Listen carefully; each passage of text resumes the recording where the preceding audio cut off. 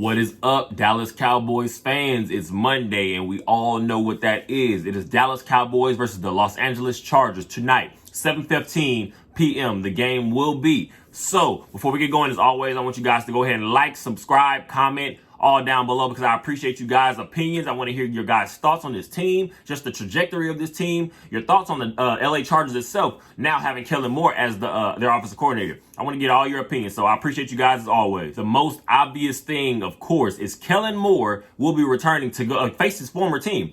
His last 3 years as a quarterback in the NFL were with the Dallas Cowboys before moving to be our quarterbacks coach the year after. And then starting in 2019 to last season, of course. So I believe the last for 4 seasons total, he's the Dallas Cowboys offensive coordinator. So we do have some history with a guy like that, and that will pretty much just do nothing but add to what this game, the importance of this game, especially heading into the bye week for the Dallas Cowboys, because we do know this team last week took a beating against the San Francisco 49ers, a real beating, 42-10. So this team has got to get on the right track, and we know that starts with the offense, I'm going to say, because at the end of the day, the name of any game, in sports especially, but professional sports, but more importantly in this, talking about football, it's who scores the most points. This team has had an issue doing that this entire season because, again, offense, defense, special teams, of course, it's a team game. But defense and special teams have put up enough points this season to make some of these wins look a little bit more lofty than the production that the offense is giving. So we're going to have to figure out what exactly is holding this team back.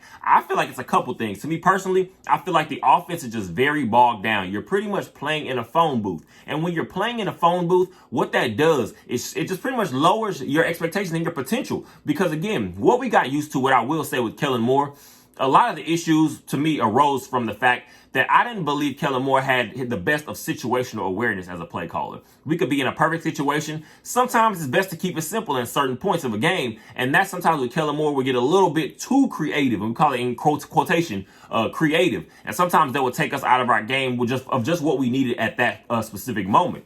But at the end of the day, we cannot complain about the high-flying ability of it because, again, we were able to move the ball. Whether you want to say good teams, bad teams, we did have some games good against good teams that we had high-level production. So one thing we're going to have to do with this offense led by now Mike McCarthy, Brian Schottenheimer, with, again, having the opinions of Dak Prescott in creating this offense the entire offseason, we're going to have to open it back up. And I do not want it to be just for 1 week. I don't want it to be just heading into the bye week, maybe a couple weeks later. I want it to be for the remainder of this season because the best bet for this team is to put up points and then let that defense use its best ability. We all know at the end of the day, this is a very good defense when it comes to just rushing the passer, getting after the quarterback. That's what this team needs to open up because, again, one thing we can find ourselves getting into a little bit of a trouble I have seen over the last couple weeks is when teams are able to keep that balance. And again, we're not making them one-dimensional. That's what we have to get back to on the defensive side of the ball, and that starts with offensive production. We have got to open some things up because, again, when you're closing everything down and it becomes so limited, everyone kind of figures out. You can tell watching these games.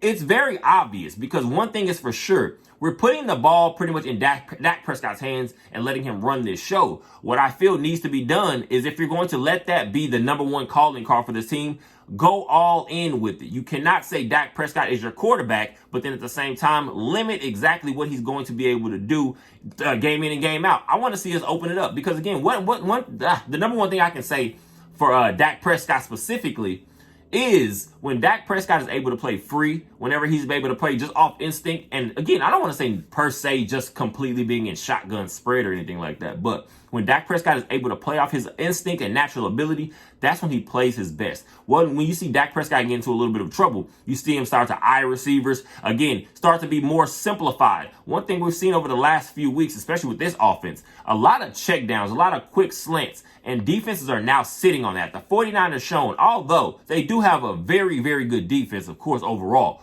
we saw when they start to figure out what exactly we're trying to do, and guys like playmakers all over the field, like guys like Fred Warner, he said himself after the game, the Dallas Cowboys have run a very simplified type offense. And again, they were able to figure out what exactly the Dallas Cowboys want to do in terms of just quick slants and quick route running.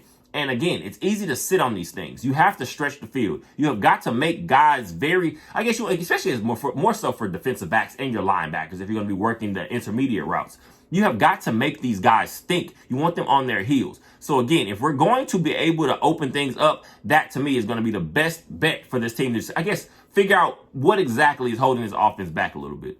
With numbers pretty much, I guess you want to say somewhat similar to what we got used to with Kellen Moore at the helm of play calling in Dallas. The Chargers are sitting at third in total points per game, third in total yards, per game, second in passing yards per game, 10th in rushing yards per game, and 5th overall in total points scored per game. So again, we got pretty used to things like that. Those are pretty, I guess, common numbers in Dallas over the last 3-4 years with Kellen Moore calling plays for Dak Prescott.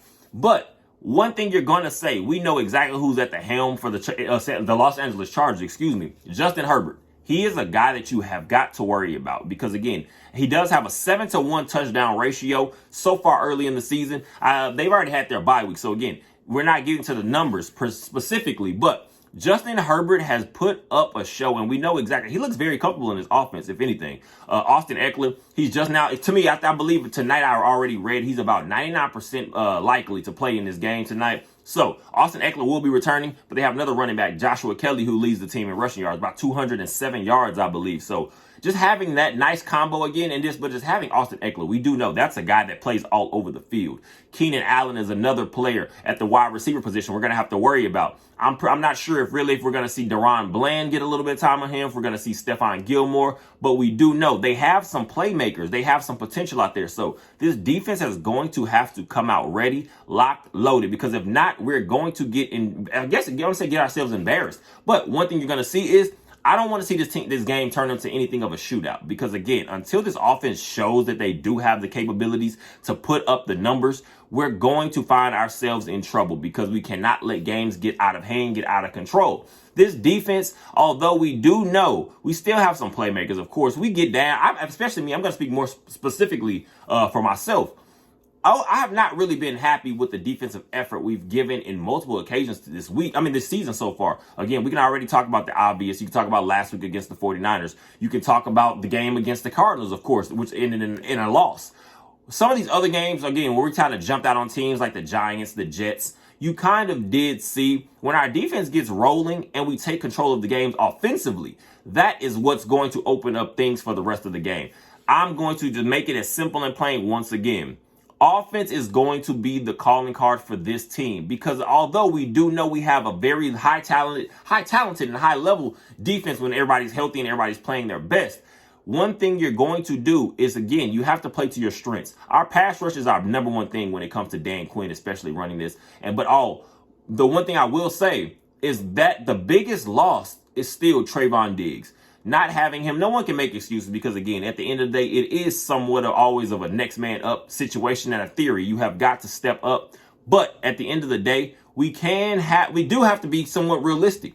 This defense is not the same without Trayvon Diggs. And again, that's not just being visibly of what we've seen. It's also just using common sense. When you have a guy like Trayvon Diggs, again, that was supposed to be your number one corner. And then now you're looking at Stephon Gilmore to play out of a role that we weren't personally expecting him to play. Again, it's different having a Trayvon Diggs when you know that's your playmaker. That's your number one guy. And then having a guy you can possibly call a 1B.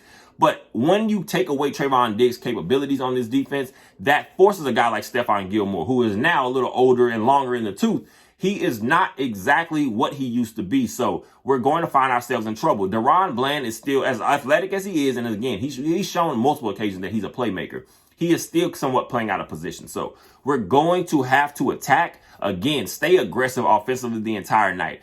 We're done with the excuses. We don't want to hear anybody talking about what we should have done, what we can do, what we're capable of. It's time to put the work in again. Put some good film out there because this team is now we're in the limbo, I guess you could say, because the Chargers are sitting at a 2-2 record. The Dallas Cowboys are now sitting at 3-2. We can very easily slip and fall to 3-3, and that's not anywhere you want to be heading into a bye week. The per game numbers for the Dallas Cowboys offense: 17th in total yards, 19th in passing yards, 8th in rushing, 6th in total points. But let's be clear, that's fool's gold, the total points, because again, we've seen defenses and special teams show the ability pretty much to be able to score touchdowns on their own. The Dallas Cowboys offense itself has scored 9 total touchdowns in 5 games. That is not even something that you can even kind of hang your hat on it remotely because, again, This isn't a scoring league, especially the way that the game is played nowadays. It's completely wide open. We have got to put the work in. We have got to show that this team is very capable. We've already talked about many times over the week. You can already see the noise kind of, I guess you want to say a little bit of chatter. I don't believe it's anything to really be too worried about today. But again, that can all change by the end of tomorrow. We talk about CeeDee Lamb, the Dak Prescott connection. There's been a little noise. Dak Prescott said himself, he talked to CeeDee Lamb and pretty much let him know if there's any issue that he has with the offense or him just not getting the ball, or just any, I guess, frustrations, he wants him to voice those to him directly on the sideline or whatever they can do and try to figure it out, I guess. But that to me, it just speaks on a guy trying to stay out ahead of some issues, I guess, that could possibly arise. But let's be clear. CeeDee Lamb is a playmaker. He's a guy that knows his capabilities. He knows how good he can be in this league. And we're talking about with a contract coming up type situation.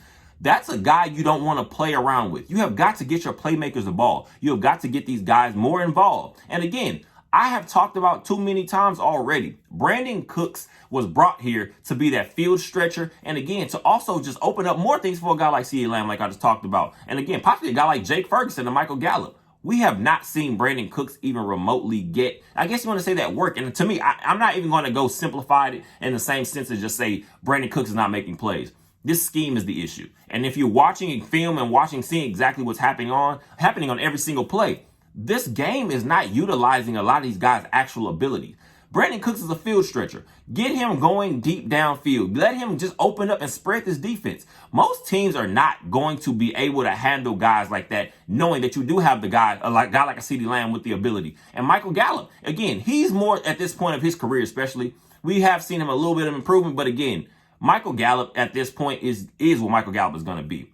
But you need to use him in the best situations possible. Michael Gallup is going to be perfect for you as a possession receiver. Those red zone threats. If we're talking about our issues that we have in the red zone, this is when you get guys like Michael Gallup involved. We can talk about defense, but at the same time, we have got to be able to put pressure on other teams on that side of the ball. Because our defense, although they are a little beat up right now, a little battered, we can help them out by just, again, allowing them to make the LA Chargers themselves one-dimensional. If you're able to take a guy out of, like Austin Eckler, out of the gate, I guess you want to say a little bit. But we do know he's also a great receiver out of the backfield. So I am going to call offense today. That is going to be what we need to lock in on, where we need to focus and show that the Dallas Cowboys are still a very dangerous team. We did see yesterday, guys, teams like the San Francisco 49ers, teams like the Philadelphia Eagles, no longer undefeated. This league is going to start to balance itself out again. I guess you want to say as you get to the midway point, close to about week 8, week 9, teams are going to start to balance themselves.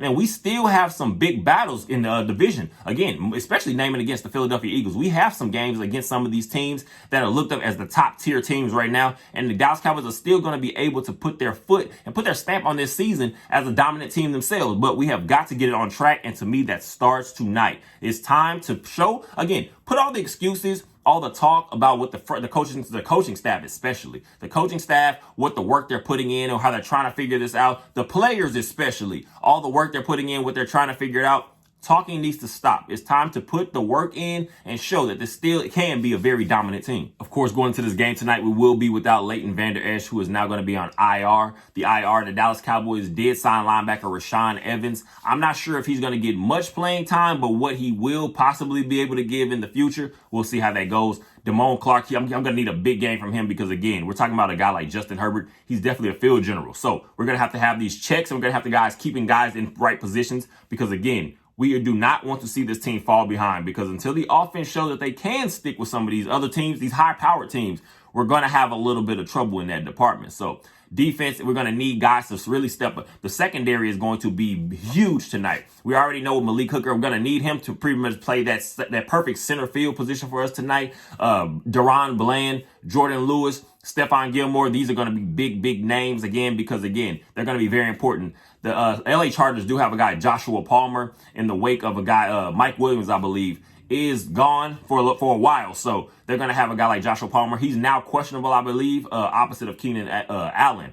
So we'll see if he plays tonight. Chuma Edoga, I believe, is questionable right now. Joey Bosa for the Chargers also is going to be questionable, but I believe a lot of these guys are going to try to give as much run as they can, so we'll see how that goes. I appreciate all you guys' support. Go ahead and like, comment, subscribe, and again, for sure, comment down below. I want to see all you guys' opinions. I want to boost that up even more so because, again, I do value you guys' thoughts especially.